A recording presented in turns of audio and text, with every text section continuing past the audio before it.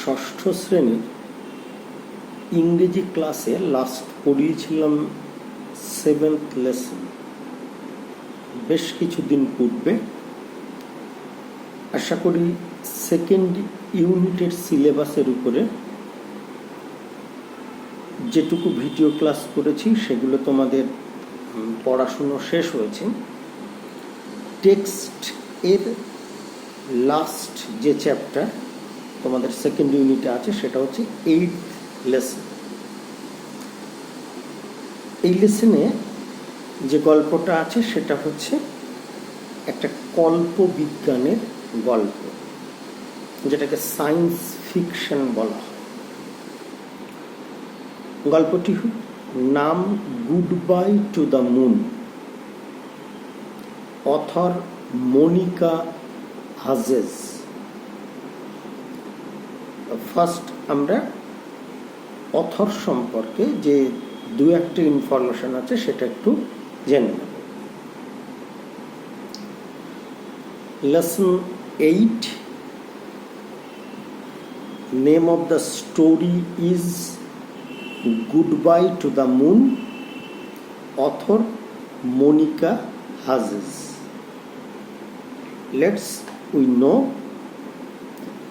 some information of Monica Hazzes. Monica Hazzes was a Canadian author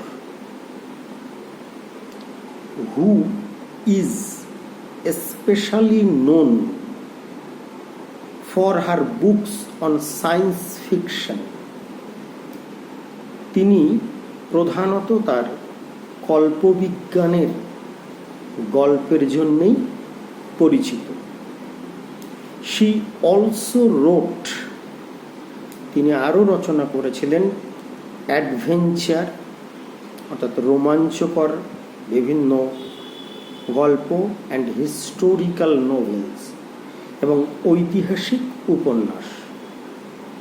the text Goodbye to the Moon is an adaptation from one of her popular works of science fiction.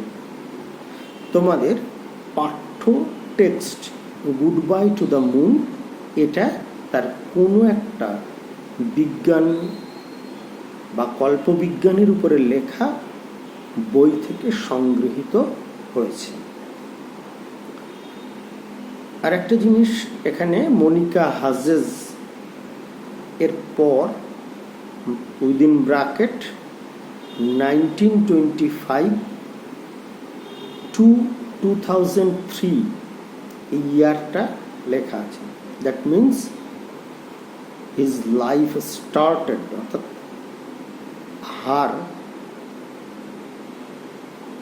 Born year 1925 and death year 2003.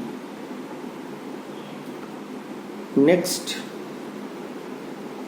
match the picture with their meanings.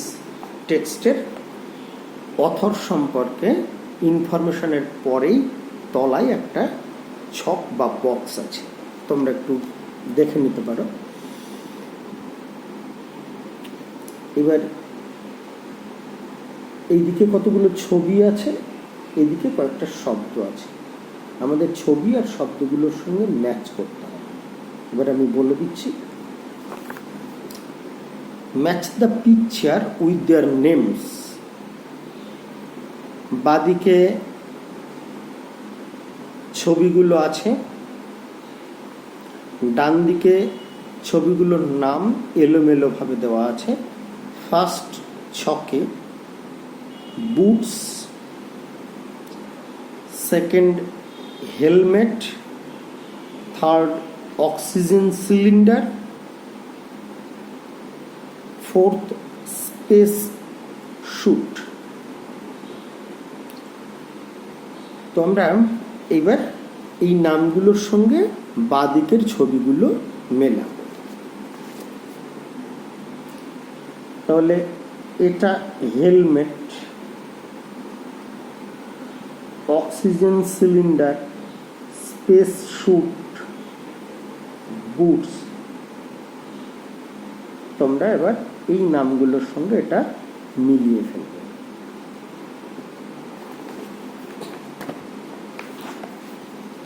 Next আমরা মূল গল্পের text এর reading ও মানে শুরু করব এই অংশ থেকে।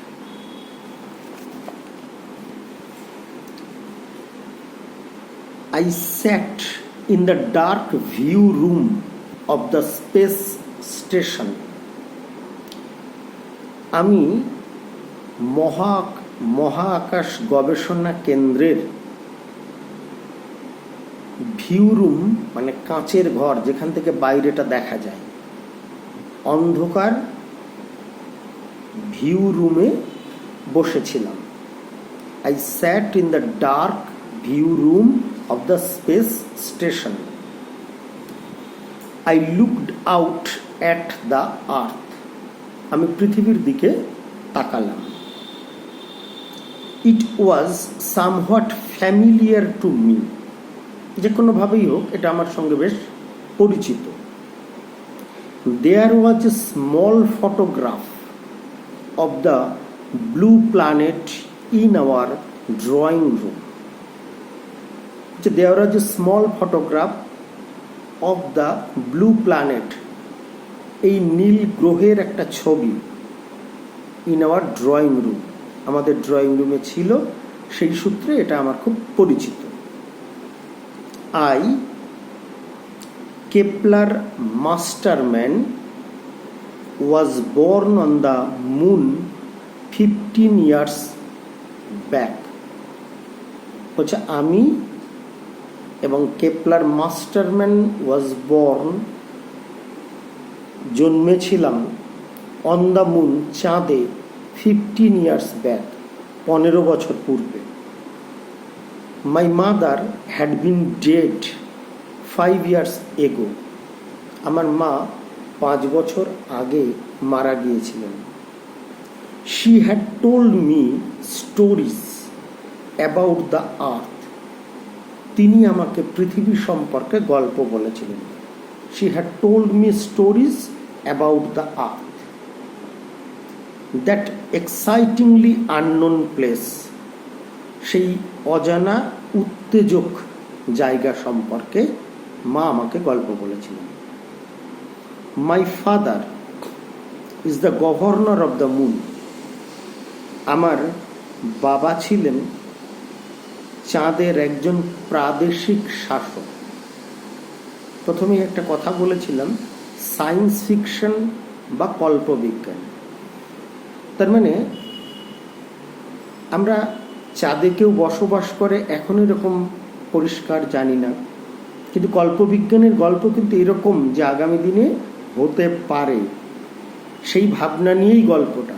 তো সেই জন্যই দেখো আপাত দৃষ্টিতে হাসির ব্যাপার যে যিনি গল্পটা বলছেন তার বাবা ছিলেন চাঁদের গভর্নর। তার মানে ধরে নেওয়া হচ্ছে চাঁদে মানুষ বসবাস করে অ্যাজ ইউজুয়াল পৃথিবীর মতো, সেই জন্যে চাঁদে নিশ্চয় প্রশাসক আছে। তাই লেখকের বর্ণনাতে আমরা দেখি, my father is the governor of the moon, আমার বাবা হচ্ছে চাঁদের একজন শাসক। He was going on an expedition to the earth, তিনি চলেছেন কোথায় না পৃথিবীর অভিযানে, পৃথিবী অভিযানে। মানে আমরা যেমন পৃথিবীতে বাস করলে চন্দ্র অভিযানে যাই, মহাকাশ অভিযানে যাই, আর যেহেতু তিনি চাঁদের বাসিন্দা, জন্মগ্রহণ করেছিলেন চাঁদে, সেই জন্য তারা চাঁদ থেকে পৃথিবী অভিযানে যাচ্ছে। And here was I accompanying him on my first ever journey to the earth, এবং তার বাবার সেই পৃথিবীর অভিযানের সহযোগী ছিলেন তিনি। অ্যাকম্পেইনিং মানে সঙ্গী হওয়া বা সঙ্গ দেওয়া। First ever journey to the আর্থ, কিন্তু তিনি মানে তার প্রথম পৃথিবী অভিযান ছিল এইটা। আই লুক ডাউন অ্যাট আর্থ, আমি পৃথিবীর দিকে তাকালাম। ইট seemed two close to me that I felt I could touch it, এটা মনে হচ্ছিল আমার খুব কাছে এবং আমি এটাকে স্পর্শ করতে পারব। We had to wait for another 15 minutes before our journey started, মানে পৃথিবীতে যাত্রা শুরুর আগের 15 মিনিট কি ফিলিং রেস্টলেস, মানে একটু অধৈর্য বা উত্তেজনা অনুভব হচ্ছিল। I left the viewing room and glided down the long passage to the center of the space station. হচ্ছে ফিলিং রেস্টলেস, একটু অধৈর্য হচ্ছিলাম। I left the viewing room, আমি ওই কাঁচের ঘর পরিত্যাগ করলাম। And glided down the long passage to the centre of the space station, লম্বা প্যাসেজ দিয়ে খুব স্মুথলি মসৃণভাবে আমি স্পেস স্টেশনের দিকে হেঁটে গেলাম। I could see my father, they are surrounded by reporters, আমি দেখতে পেলাম সেখানে আমার বাবা সাংবাদিকদের দ্বারা পরিবেষ্টিত রয়েছে। কল্পবিজ্ঞান, আবারও বলছি, কল্পনা করা হচ্ছে তার বাবা চাঁদে কোনো এক সাংবাদিক সম্মেলন করেছে এবং সেখানে তিনি সাংবাদিকদের দ্বারা পরিবেষ্টিত হয়েছেন বা পরিবেষ্টিত রয়েছেন। I came back to the view room which was empty, হচ্ছে আমি ওই কাঁচের ঘরে ফিরে আসলাম যেটা তখন ছিল শূন্য। I looked out into space, আমি মহাকাশের দিকে তাকালাম। My moon, my home appeared very small now, অর্থাৎ এতক্ষণের যে বর্ণনাটা সেটা ছিল যাত্রা শুরুর 15 মিনিট আগের, কিন্তু এখন তিনি যাত্রা শুরুর পরের কথা বলছেন। কি মাই মুন মাই হোম, মানে চাঁদ যেটা কিনা তার মাতৃভূমি বা বাড়ি। অ্যাপিয়ার্ড ভেরি স্মল নাও, সেটা খুব ছোট লাগছে, তার কারণ তিনি চাঁদ থেকে পৃথিবী অভিযানে বেরিয়ে পড়েছেন। At home the kids would be getting ready for the party. At home মানে বাড়িতে বা ওই চাঁদে, দ্য কিডস বাচ্চারা, উড বি গেটিং রেডি তারা প্রস্তুতি নিচ্ছে। For the party, for the party মানে মজা করার একটা প্রস্তুতি তারা নিচ্ছে। দেয়ার্স, কারণ সেখানে always been a party at sunrise, সেখানে সর্বদাই সূর্য ডোবার পরে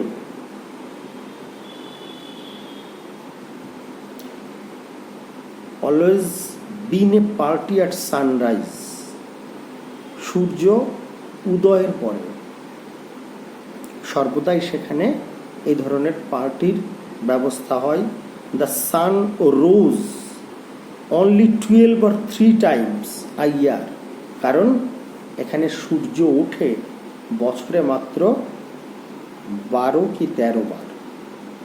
the sun rose only 12 or 3 times a year, so it was something special for us. যেহেতু বছরে মাত্র 12 বা 13 বার সূর্যোদয় হয়, সেই জন্যে সূর্যোদয়ের সময়টা তাদের কাছে খুব special. The sunlight crept slowly, সূর্যালোক ধীরে ধীরে প্রবেশ করছে। Across the surface of the moon, চন্দ্রপৃষ্ঠে সূর্যালোক প্রবেশ করছে। আনটিল ফাইনালি নাইট ওয়াজ গান, যতক্ষণ না চাঁদের উপরে রাত্রি সরে দিন আসছে। এই মোটামুটি প্রথম অংশের টেক্সট, তার রিডিং ও মানে। আবারও বলে দিই, গল্পটা হচ্ছে আগামী দিনে হতে পারে এরকম কল্পনা করে একটা সায়েন্স ফিকশনের গল্প, সেই জন্য একটু বাস্তবতাহীন মনে হতে পারে। যাই হোক, এই টেক্সটের অংশের এই গুরুত্বপূর্ণ শব্দকটার মানে দেখে নাও।